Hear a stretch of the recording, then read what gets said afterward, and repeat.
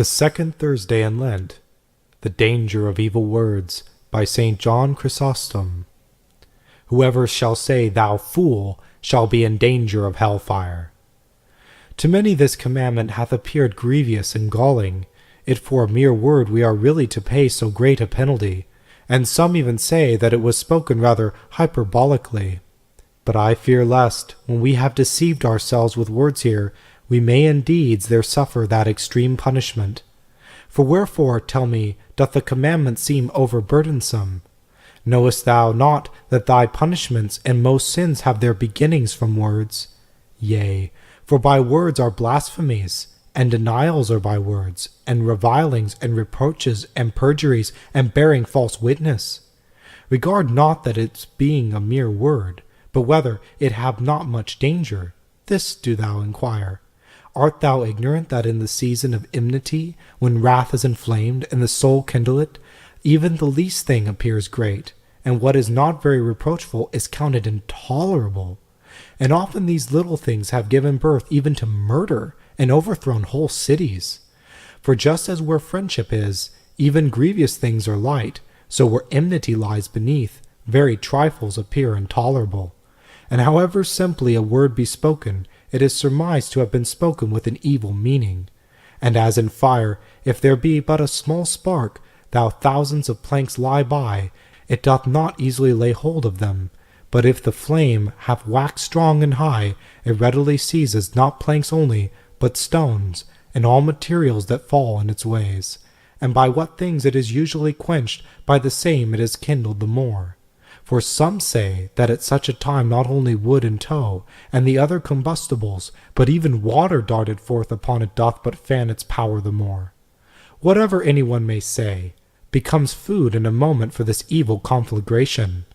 All which kind of evils Christ checking beforehand, had condemned first him that is angry without a cause to the judgment, then him saith Raca to the council. But as yet these are no great things, for the punishments are here. Therefore, for him who calleth fool, he hath added the fire of hell. Now for the first time, in his Sermon on the Mount, mentioning the name of hell. For having discoursed much of the kingdom, not until then did he mention this, implying that the former cometh of his own love and indulgence towards man, this latter of our negligence. And see how he proceeds by little and little in his punishments, all but excusing himself unto thee, and signifying that it is his desire indeed is to threaten nothing of the kind, but that we drag him on to such denunciations. For observe, I bade thee, saith he, not be angry for naught, because thou art in danger of the judgment. Thou hast despised the former commandment.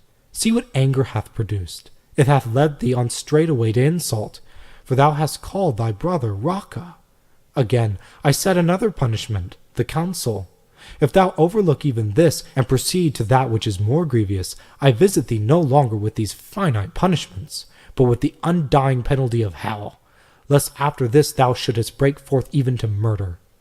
For there is nothing in the world more intolerable than insolence. It is what hath very great power to sting a man's soul. But when the word to which is spoken is in itself more wounding than the insolence, the blaze becomes twice as great. Think it not then a light thing to call another a fool.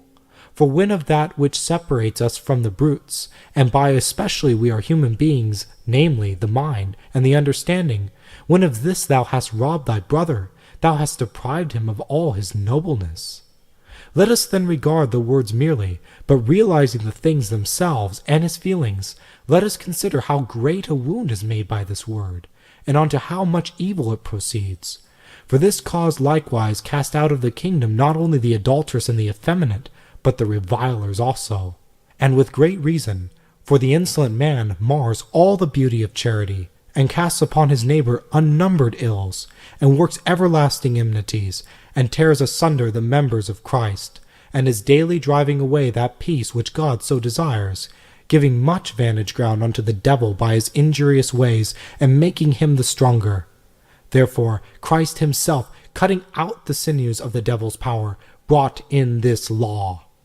For indeed he makes much account of love, this being above all things the mother of every good, and the badge of his disciples, and the bond which holds together our whole condition.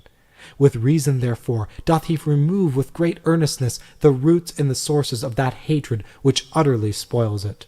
Think not, therefore, that these sayings are in any way hyperbolical, but consider the good done by them, and admire the mildness of these laws.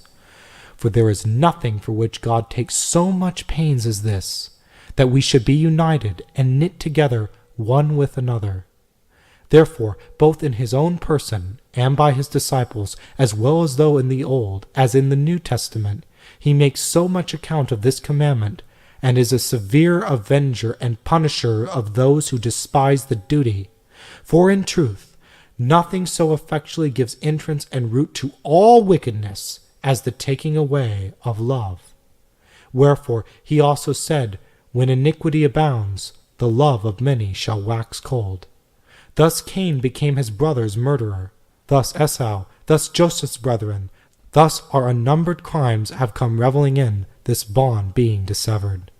You see why he himself also roots out whatever things injure this, on every side, with great exactness.